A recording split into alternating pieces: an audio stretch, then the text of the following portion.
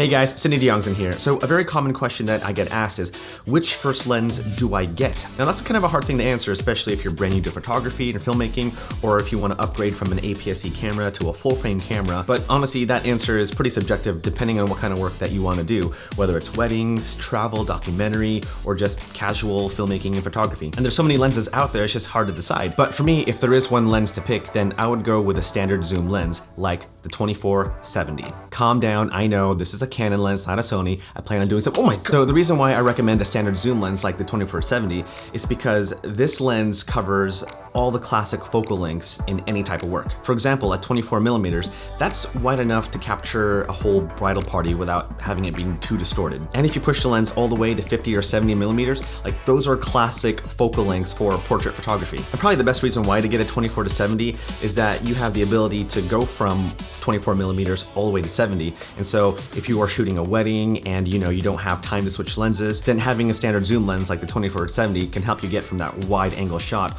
all the way to that 70 millimeter close-up. And probably my favorite reason on why to get a 24-70 lens is that once you start using all the different focal lengths, you'll eventually discover what your favorite focal length is. Either way, having a standard zoom lens like the 24-70 is a good starting point if you don't know which first lens to get. In fact, to show you how versatile a 24-70 lens is, here's some B-roll footage of that lens in action.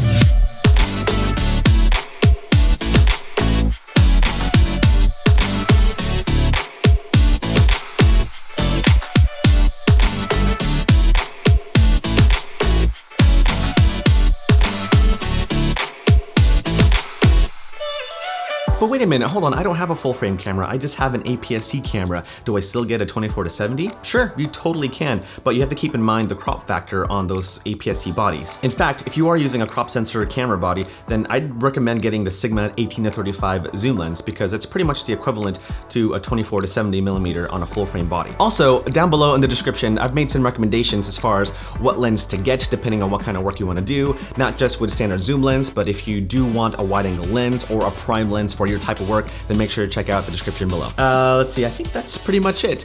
Subscribe if you haven't, hit that notification bell so you get notifications as far as when I upload videos. Other than that, grab your camera, get out there and film something awesome. Peace.